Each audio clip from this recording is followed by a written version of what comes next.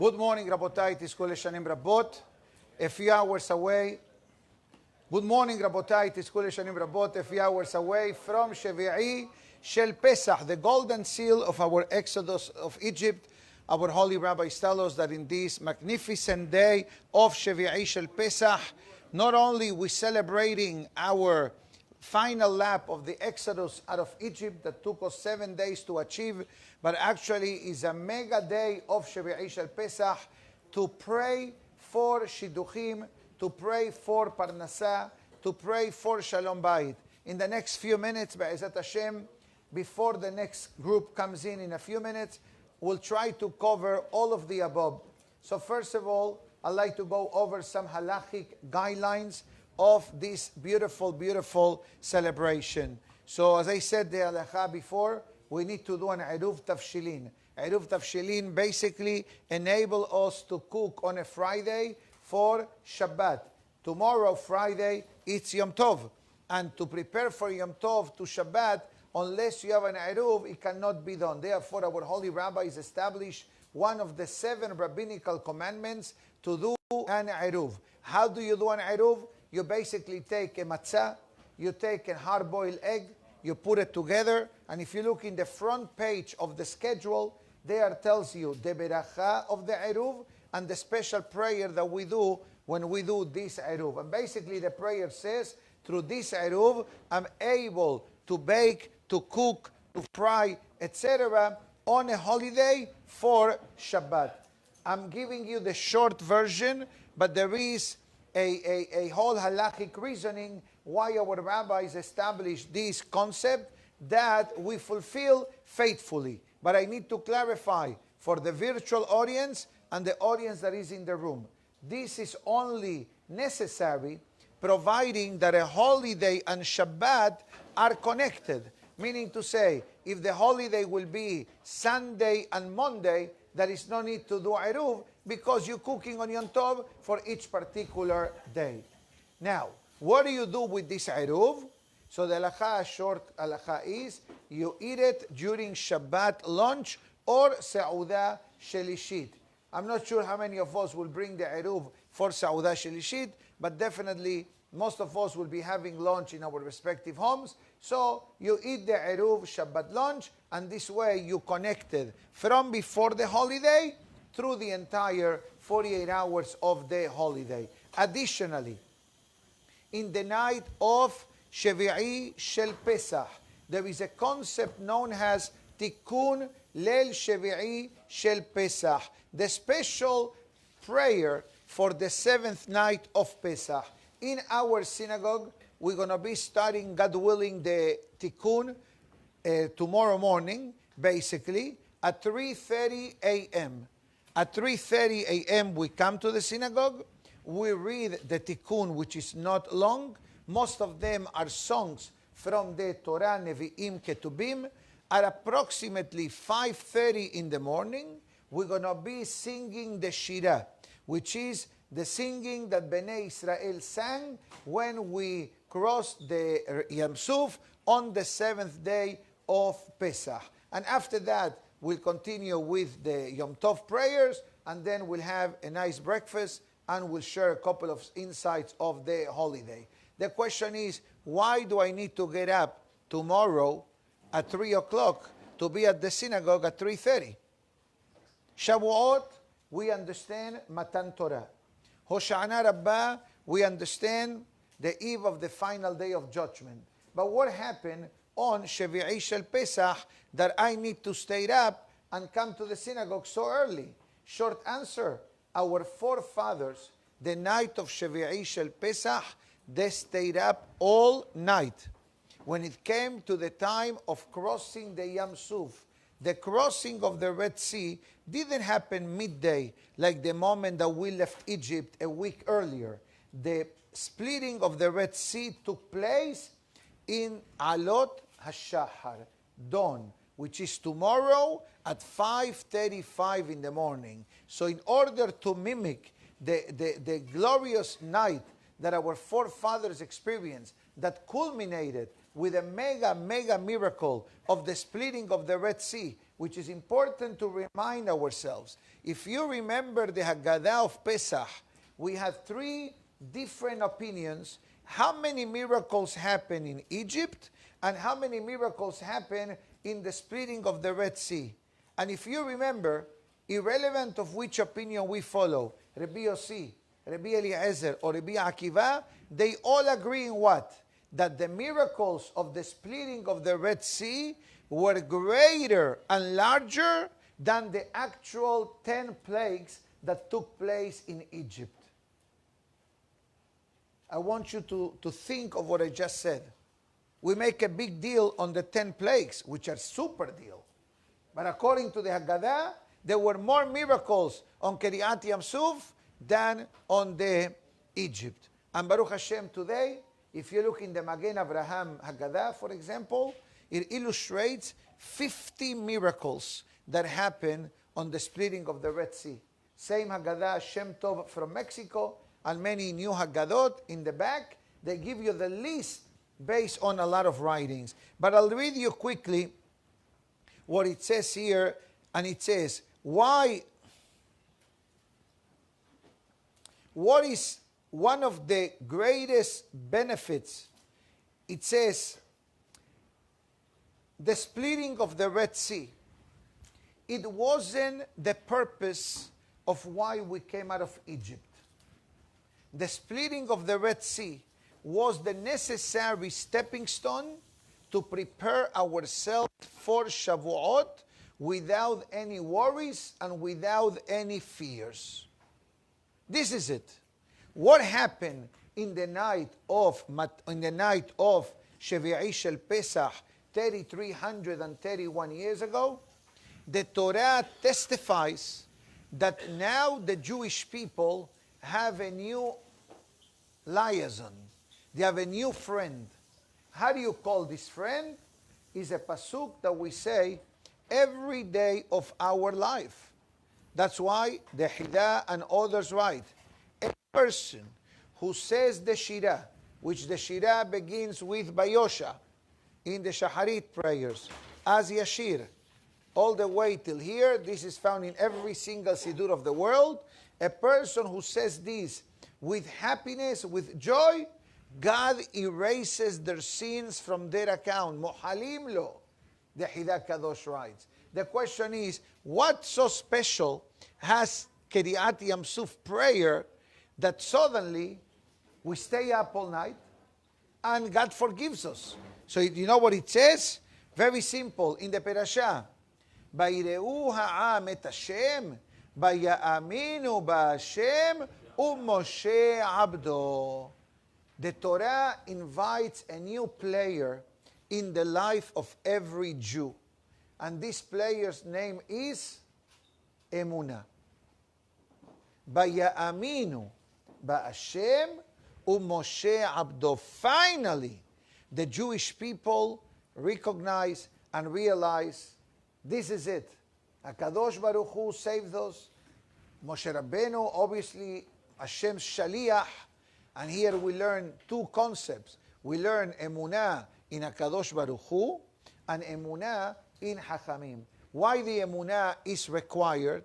Because this historical event of the splitting of the Red Sea is what set up the stage for 6 weeks from tonight, not tonight, from Mosai Shabbat, I think. Yeah, Shavuot will be Mosai Shabbat. Shavuot always coincides with the second night or the first night of the Omer. That's how you calculate. First night of the Omer, first night of Shavuot. This pasuk and this event of tomorrow morning is what set up the stage for the ultimate purpose of our existence, the ultimate purpose of why the world was created, and the only purpose of why we came out of Egypt, which is the celebration of Shavuot, the idea of Matan Torah. So, in order to show solidarity, because you need to know one thing, and tomorrow we are going to be reading it in the Torah reading, that fear took over the Jewish people the night of Shevi'i Shel Pesach, through the night. Through the night, the Jewish people were afraid. What's going to be? The Egyptians are on our tail. What are we going to do? Where are we going? One group says, let's go back. Another group says, let's fight. Another group says, let's run away. There was one group that jumped into the water.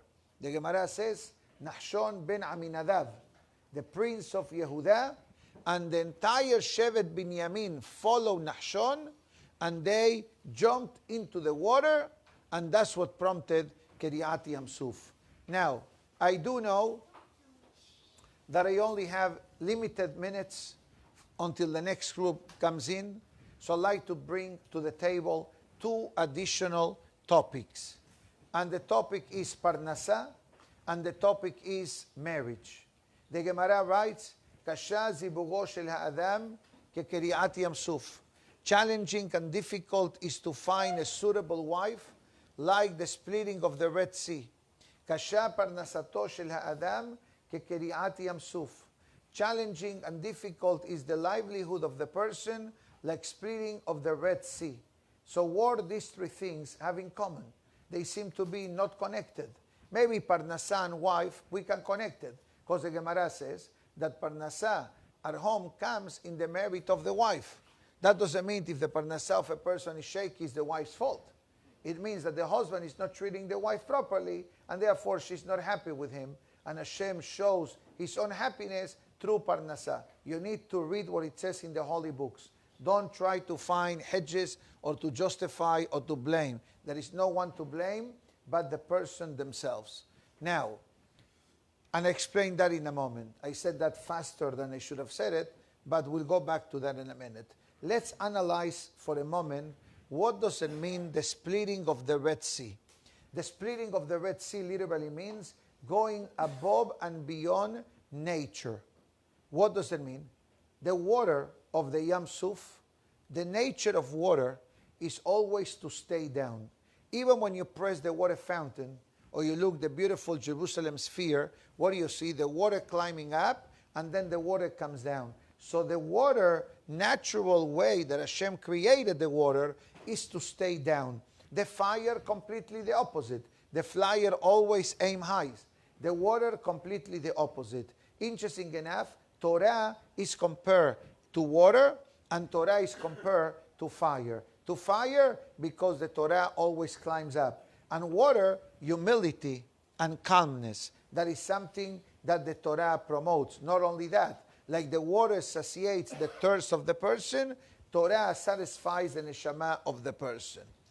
But what happened in the splitting of the Red Sea? Number one, the water suddenly becomes a transparent wall.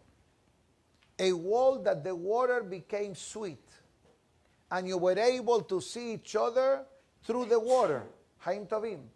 Usually the nature of water is not so. The water goes down, and you don't see really clear water, unless it's from the kitchen, from the faucet. If you go to the water here now, you don't see what's under the water. In the Yam Suf, the water became like frosted glass, so to speak, like people pose sometimes as privacy in their homes, etc., and the water had a sweet flavor. And you were able to touch the water and to drink from the water, and the wall will not collapse. Which this is something abnormal. In the laws of nature, something like this will not happen. Unless, what do? You take water, right? You put it in the freezer. You freeze it, okay? And then it will be able to stand. But a few minutes after the water has been exposed to the natural environment, what's going to happen? It's going to start melting. In the splitting of the Yam Suf, none of the above happened. Again, Hashem alters the nature for the welfare of the person. Let's talk about marriage. Do you think that marriage is easy? Come on, don't be shy. Your wife is not watching. Okay? Is marriage easy? No. Does marriage happen automatically? No. How many times a person goes on a date, or you date different girls or different men until you find the right one? Okay? And on top of that, after you found the right one, you need to work in your marriage. Marriage is not automatic. Hashem sets up the stage, try with this, try with that. Hashem suddenly sends you a job offer, and suddenly you happen to be in a city, and somebody sees you in the knees for Pesach, and now suddenly you found your wife in a Pesach vacation program. Or in Tenbury, you came to spend Pesach with us. You understand? So Borei Olam does all kinds of reshuffling of the life of the person until finally Hashem makes the shidduchim. But once you get married, that doesn't mean that your job is done. That's only to set up the stage to start working as a husband, to start working as a man. As the Gemara talks about, and the books of Shalom Bayit, many of them say the same thing. That one of the main purposes of marriage, besides the tikkunim, besides the spiritual repairs that a person endures through life, and that's why sometimes, situations in a marriage happen, but marriage, according to our Torah, supposed to make us better people, more caring, more giving. As the Gemara writes, a husband must to take care of his wife and the children. Why? Because the wife and the children rely on the husband. So if a person that is selfish, now he's getting married or he's married, that will hopefully, will change the person to be more caring, to have more compassion. That's the reason why the halachot of Rosh Hashanah and Yom Kippur, when it tells you about hiring a hazan, what do they tell you? Try that the hazan is married with children. For what? If it's me, it's cheaper to hire a single hazan that is married with children. But who thinks about money here? Who is going to have a softer heart? Who is going to be more compassionate? What does it mean to pray for parnasah? What does it mean to pray to have children? What does it mean to pray for Shalom Bayit? Only someone that is on that situation will be able to relate to the problem. It's like you want to make a single rabbi to give shiurim on Shalom Bayit. He's not qualified. He can be the greatest hacham of the Talmud. But guess what? En hacham keba'al hanisayon. Practice, training, real life experience matures the person. Or you're going to ask an advice on education on someone that has no children. You have no experience. You don't know what does it mean to have a child. Yeah, you may be a child, or maybe you were a child. That doesn't qualify you to give an advice to someone who needs an advice for children education. You understand? So marriage, the goal of marriage, according to our Torah, is that the person's potential becomes a part of our personality. And that's why the Torah says, "E'aseh lo ezer kenegdo." Your marriage can be your biggest blessing, or your marriage, God forbid, could be the biggest war in the person's life. But I'll tell you one thing, and then we're going to move to Parnasah, that marriage, if a person understands what I just said, I know that I spoke faster than usual, but I'm trying to inject as much as information as I can in the next few moments that I have.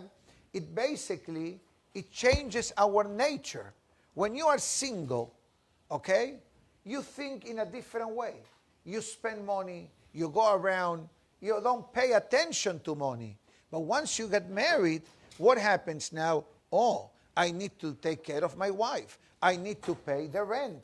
I need to pay health insurance. I need to pay health tuition. I'm not trying to frighten anyone, but I'm trying to show us that marriage makes us mature, responsible, and reliable.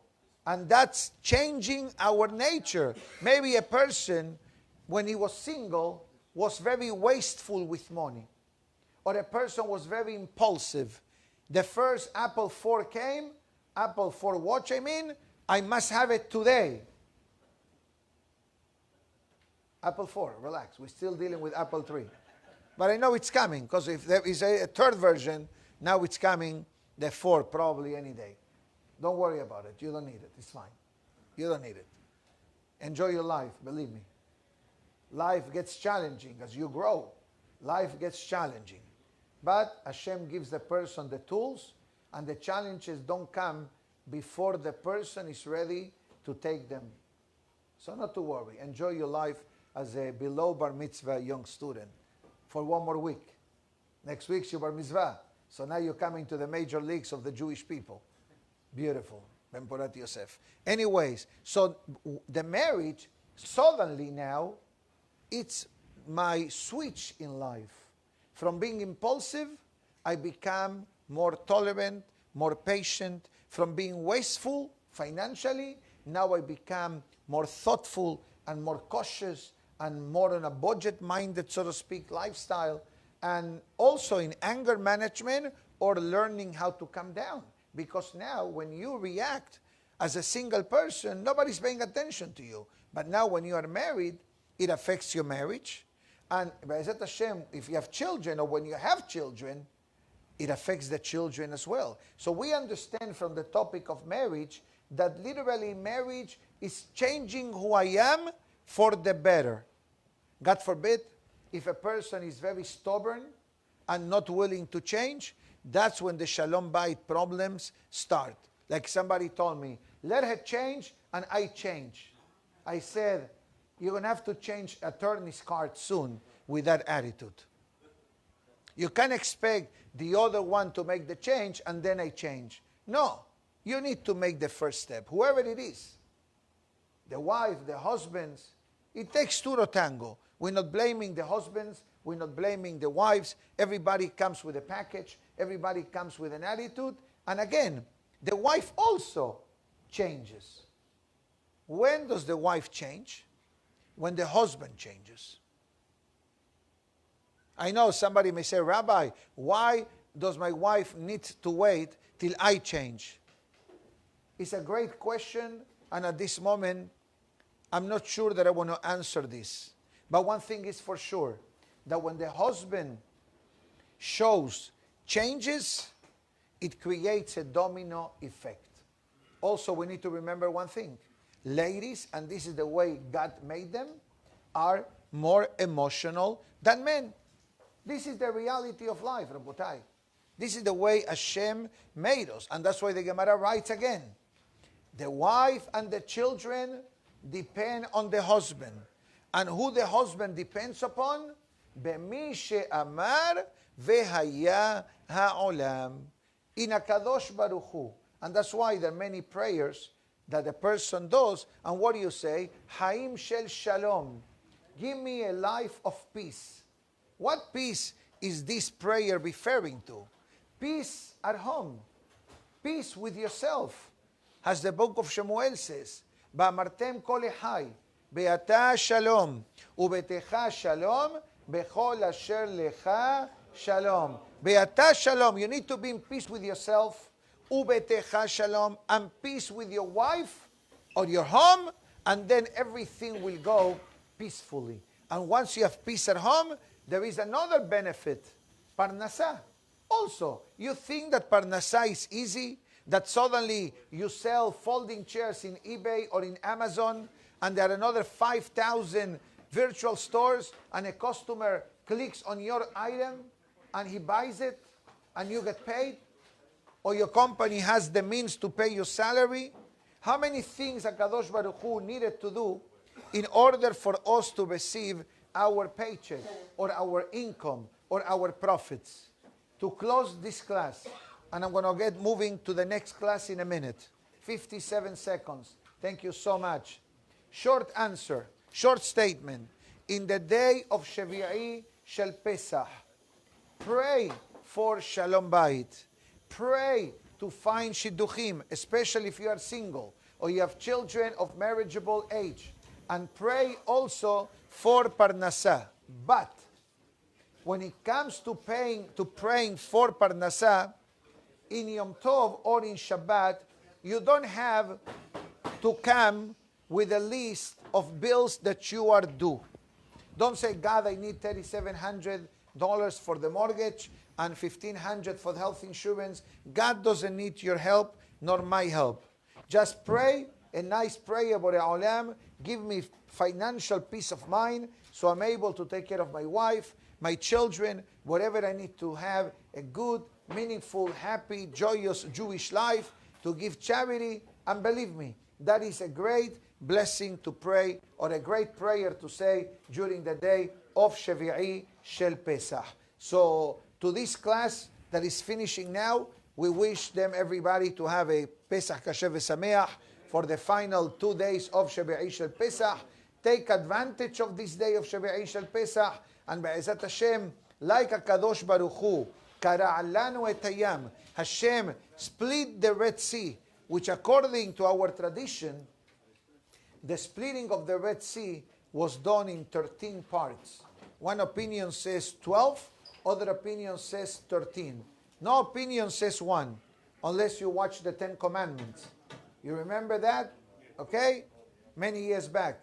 Okay? Why? Maybe virtual effects didn't exist back then in the 60s, etc.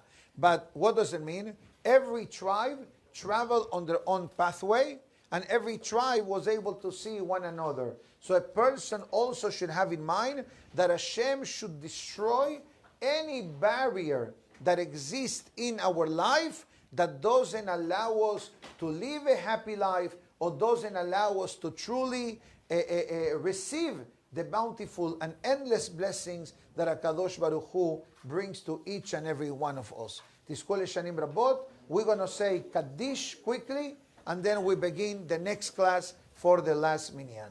Baruch Adonai Le'olam. Amen ve'amen. Rabbi Hananiah ben Akashia Omer, Ratzah HaKadosh Baruch Hu